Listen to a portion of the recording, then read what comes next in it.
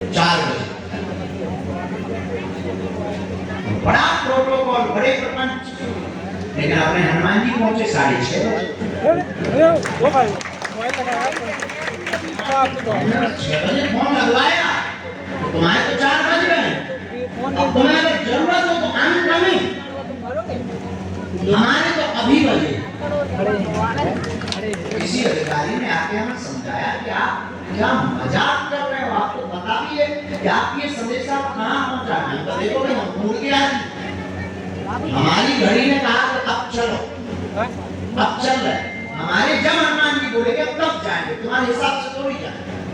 तुम्हें लगता है कि आना चाहिए तो आ जाओ, वरना सम्मान बरकरार है। आपका कृपा हनुमान जी की बनी रहे। कभी तुम्हें टहलते हुए टाइम मिले तो हमारी कोठी में चले। इसका मतलब हम अपमानित नहीं करना चाहे, हम आपको बताना चाहे हमारी अपनी निजी कोई प्लानिंग नहीं, हम सरेंडर हैं।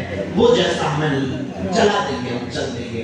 हम वही तुमसे कहना चाहते, जब साधक सरेंडर हो जाता है हमें लगता है उसकी फिर बिना प्लानिंग के चीजें अपने आप प्रकट होती। प्लानिंग से बिजनेस किया जाता है, प्लानिंग से कंस्ट्रक्शन का, ये महिलाओं का, बिल्डिंगों का काम किया जा सकता है। प्लानिंग से तो डेवलपमेंट एरिया प्लानिंग होता है। एक एरिया को डेवलप करना हो तो प्लानिंग करना चाहिए, मास्टर प्लान होना चाहिए, डिटेल प्लान होना चाहिए, बिल्डिंग प्लान होना चाहिए। और साधक की जिंदगी में कोई प्लानिंग नहीं होती। कोई शरणागत है तो सेवक की जिंदगी में क्या प्लान? वो तो गुरु की प्लानिंग से चलता है। हम तो अपने गुरु की प्लानिंग से चलते हैं। हमारे गुरु ने हमें प्रेरणा दी कि ये कर, हमने कर दिया। अब तुम्हें भला लगे या बुरा, हमारे गुरु ने कहा कि तू 3 साल से नवरात्रि नहीं कर रहा है। इस बार तो कथा थी कहाँ? केरल में। केरल की कथा कैंसल, नवरात्रि में काम कर रहेंगे, 9 दिन रहेंगे, मौन व्रत करेंगे। आज सुबह हमारे गुरु ने कहा, सुबह वार्तालाप हो रही थी, बड़े मजे की बात हो रही थी। और कभी-कभी गुरु चेले बहुत हंसते थे।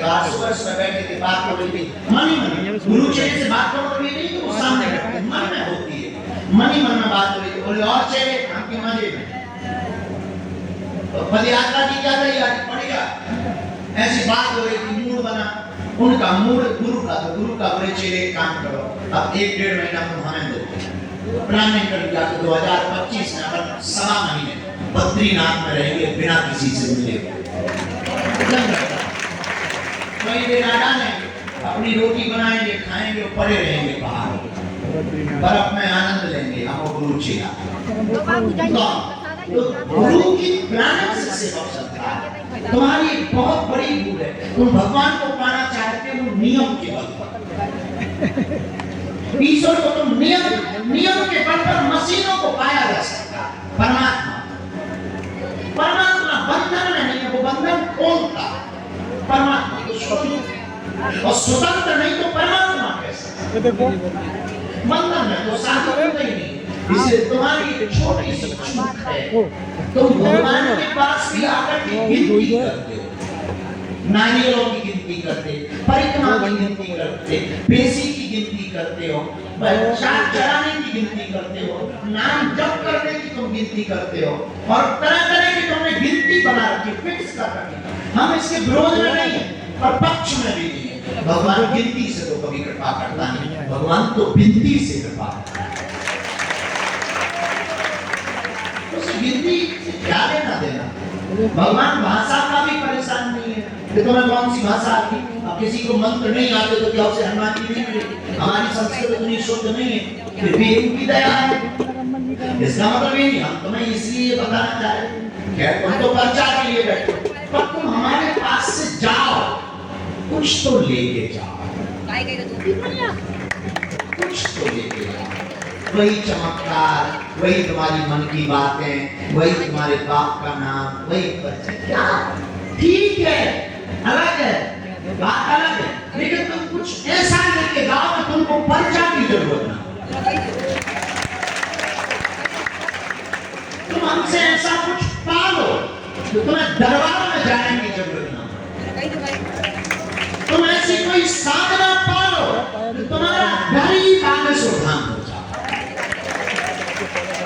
तुम ऐसा कुछ पकड़ लो कि तुम जिस दिन आओ वो दिन मंगल का हो जाए। तुम ऐसा कुछ प्राप्त करो कि दुनिया की बड़े से बड़ी ताकत तुम्हारी नेत्रों की झलक को देख करके अपने आप चौंक जाए।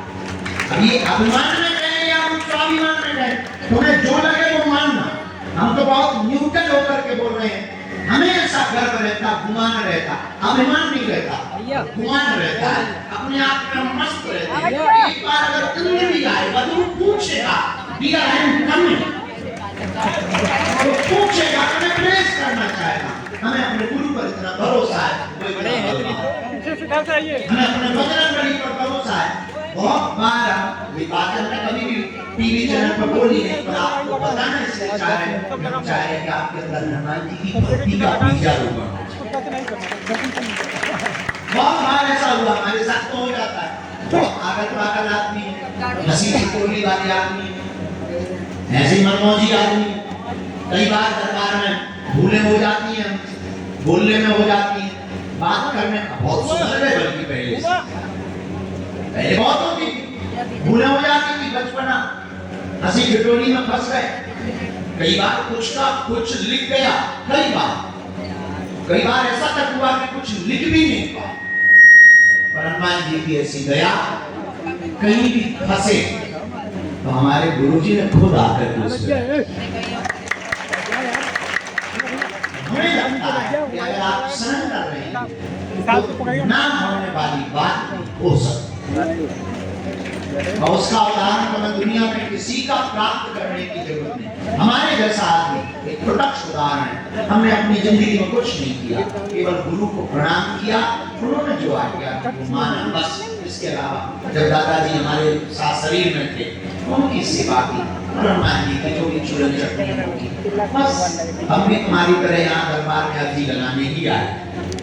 ये बात पते की, जैसे तुम बैठे हम भी बैठे, तुमको कुछ चाहिए, हमको बहुत कुछ चाहिए। पर पता क्या, गुरु की दृष्टि क्या होती है? उन्होंने कहा ठीक है, आए थे अर्जी लगाने, चरण पकड़ लिए, अर्जी लगवाने वाले बन। तुम भी ऐसा कुछ पा सकते हो, तुम भी ऐसी कुछ अपदीपो भवा। कल भी हमने कहा था, आज फिर कहते हैं अपदीपो भवा। अपना दिया तुम खुद बनो, दूसरे के उजाले में कब तक जियोगे?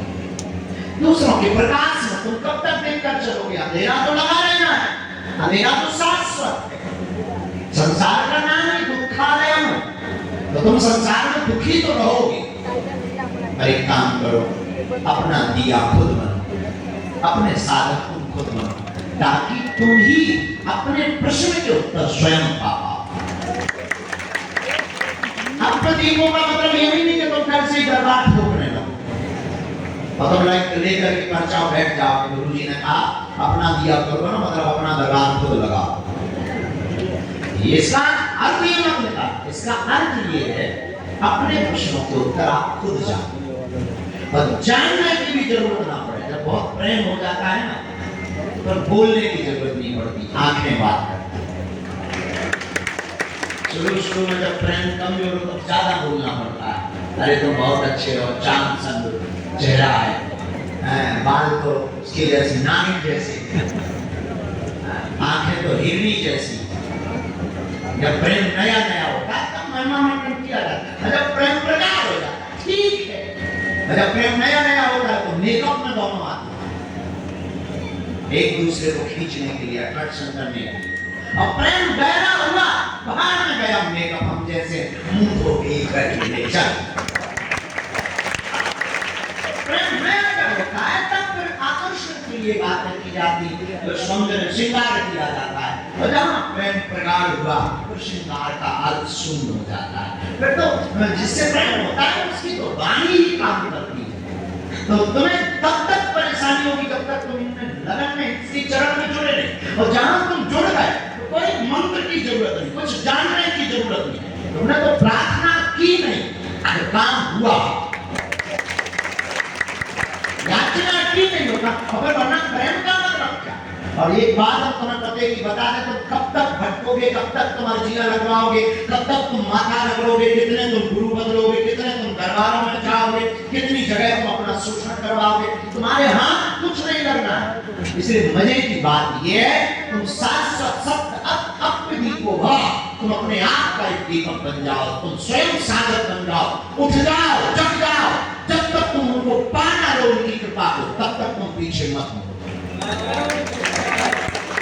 परिणाम अलग निकलेगा, पर तुमको बहुत ज्यादा भटकने की आवश्यकता नहीं। तो जिस दिन आओ वो दिन मंगल का होगा, उस दिन आनंद, हर घड़ी आनंद, हर पल आनंद, आनंद लबालब भरा। बादल छटे में ये सूर्य निकलता, बादल छटते ही सूर्य निकलता। उसी प्रकार तुम्हारी जिंदगी में एक पर्दा हटाने, तुम हनुमान जी के भय, और तुम हनुमान जी के भय, तुम्हें दुनिया में भटकने की जरूरत नहीं। ये बात इसलिए है कि तुम भटकोगे कब तक? मान भी लो कि तुम्हारा शरीर पूरा हो जाए तो तुम्हारे बच्चे भटके, तुम्हारा परिवार भटकेगा। इसलिए एक सदा सदा के लिए शाश्वत पूंजी को पकड़ो, उसका नाम है हनुमान जी की साधना, हनुमान जी के चरण।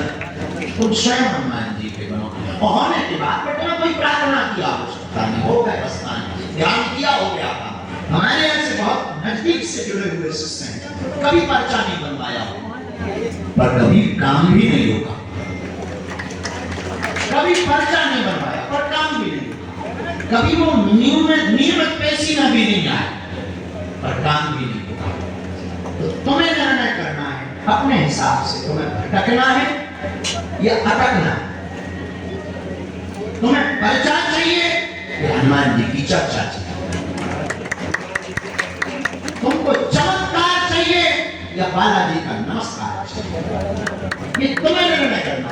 क्योंकि हम तो बैठे हैं बनाने, हमें तो जब तक बना नहीं देना है तो बुरा मत मानिएगा, बन जाना सरल है, उनका बन जाना बहुत कठिन है। बन जाना सरल है, जंगल में जाना सरल है, बन जाना सरल है, पर प्रभु का बन जाना कठिन है। अगर तुम उनके बन गए तो तुम बन गए। राम जी के जीवन काल से निकाले, अगर वो ब्रह्म हैं, ईश्वर हैं, पूर्ण परब्रह्म हैं, पर जब तक राम जी बन नहीं गए तब तक वो भी बन नहीं गए।